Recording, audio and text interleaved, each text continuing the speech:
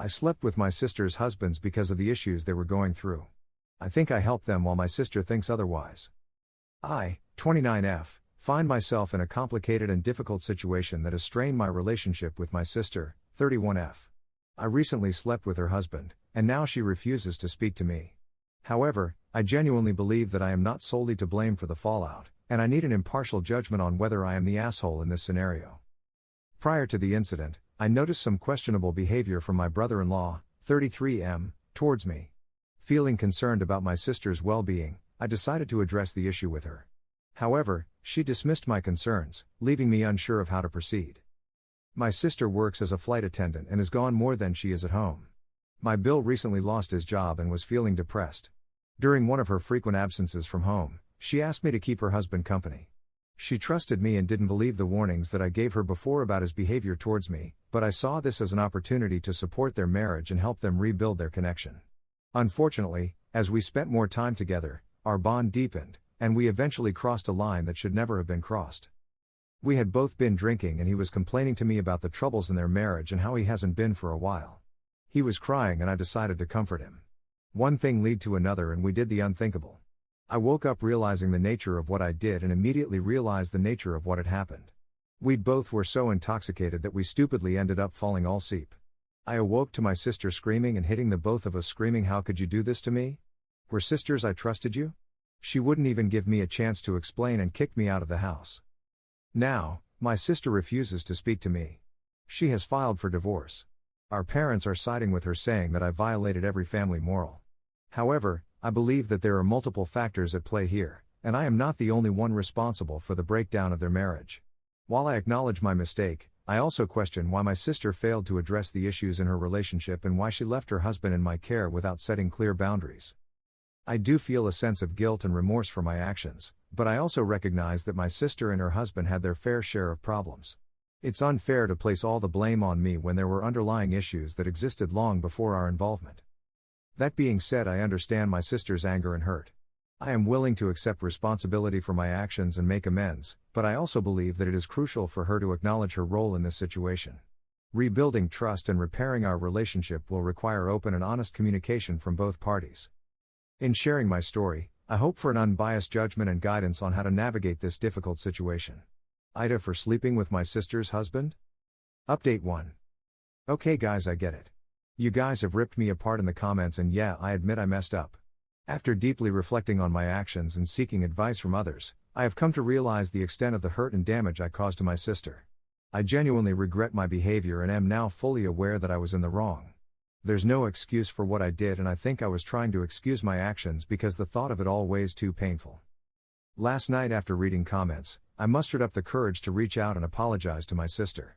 Unfortunately, despite my sincere efforts, she has not only refused to speak to me but has also blocked me from all forms of communication. The fact that my sister has taken such measures is deeply upsetting to me. I yearn for her forgiveness and genuinely want her back in my life. However, I understand that I cannot force her to reconcile or forgive me on my terms. I have sought advice from friends and family on how to navigate this situation, but it seems like the best course of action for now is to respect her boundaries and give her the space she clearly needs. I have continued to reflect on my actions and have sought therapy to address the underlying issues that led to my hurtful behavior.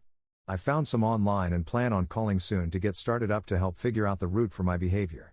I am committed to personal growth and becoming a better person, regardless of whether or not my sister chooses to reconnect with me, in which I will never give up trying. I have also reached out to mutual friends and family members, hoping they might act as intermediaries or offer support in bridging the gap between us. However, I understand that they too must respect my sister's boundaries and not get involved in our personal dispute. My ex Bill has refused to pick up any of my phone calls through all of this. I heard from my mother that he told her I initiated the entire thing and got him drunk, then forced myself onto him, which is the furthest thing from the truth. I can't believe he'd threw me under the bus after I was there for him for so long. Guess I really look like the fool, huh? The pain of not being able to communicate with my sister is devastating, but I am determined to learn from my mistakes and make amends in any way possible. I will continue to work on myself and strive to become someone who deserves her forgiveness, even if it takes a significant amount of time.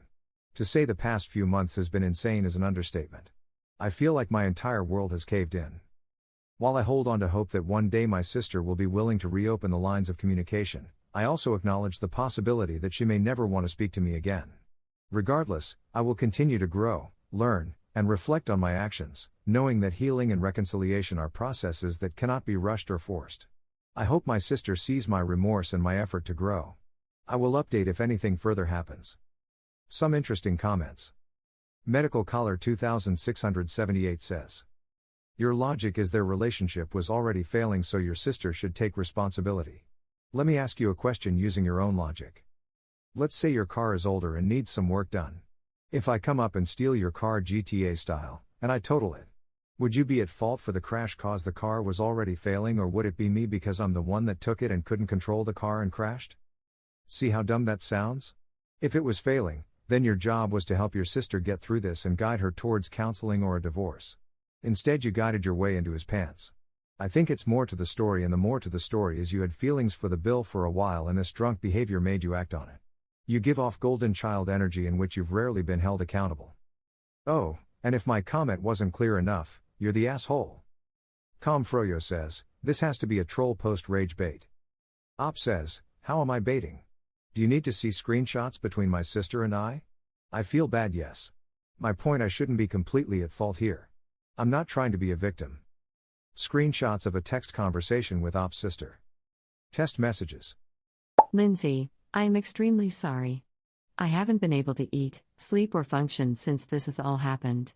Regardless of you believing it's been ongoing, it's only happened once. I take full responsibility for my part. I should have distanced from him when he was making advances before. I should have pressed it more. I shouldn't have given in. I was intoxicated. I wouldn't have done it sober. I take responsibility for it. I just feel that responsibility needs to be taken, that it was already failing. You should have left him a long time ago, or even believed me when I tried to tell you. Are you kidding me? You're always the victim, Kelly, always. You can never take responsibility for your actions. I swear you could hit someone with a car walking on a damn sidewalk, and you'd still argue it was their fault too for not moving. You betrayed me. You're right, I stupidly didn't believe you because I was in denial about my marriage. But I never thought that you would do this to me, ever. I helped raise you. I was there for you whenever you needed me.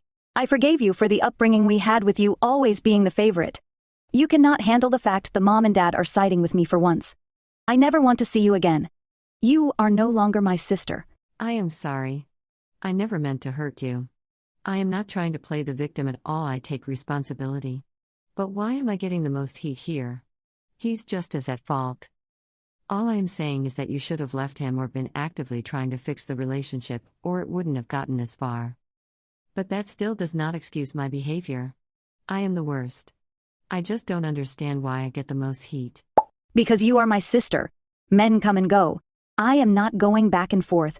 Have a good life being the bitch that you are. Final update. Wow, you guys are ruthless. I fully see that I was in the wrong and my behavior is inexcusable. I do not deserve to have her as a sister, and I am literally a piece of crap. There's not a single insult you guys can give me that I haven't given myself. Surprisingly, my sister unblocked me, expressing her desire for closure and personal healing. It seems that she has reached a point where she needs to address the past in order to move forward, but she has made it clear that she doesn't wish to continue our relationship. We had an open and honest discussion about the pain and hurt that had accumulated over time. It was an emotional and challenging conversation, but one that allowed us to express our feelings and seek some form of closure. During our conversation, my sister made it clear that she has made the difficult decision to no longer have a relationship with me. She explained that she needs to focus on her own healing and well-being, and believes that maintaining a relationship with me would hinder that process. It was a heartbreaking realization for me to accept, but I understand and respect her choice. In our conversation, I took the opportunity to sincerely apologize for any pain I have caused her. I acknowledged my past mistakes and expressed deep regret for my actions. While I had hoped for a different outcome, I understand that my sister's healing journey is her own to navigate, and it may not involve me. Moving forward, I will continue to reflect on the lessons learned from this experience. I have come to understand the impact of my actions and the importance of personal growth and self-reflection. It is crucial for me to learn from this and strive to become a better person, even if it means accepting that my sister wants no further relationship with me. While it is painful to accept the loss of a close bond, I will honor my sister's wishes and give her the space she needs to heal and move forward. I will continue to work on myself, seeking personal growth and understanding, and ensuring that I do not repeat the mistakes of the past. This experience has taught me the importance of empathy, forgiveness, and respecting the boundaries of others. I am grateful for the opportunity to have had this conversation with my sister, as it has allowed me to gain a deeper understanding of the consequences of my actions and the importance of growth and healing in relationships. This will likely be my last update as there's nothing more to say.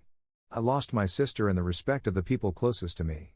But through all of that, she is the victim, not me.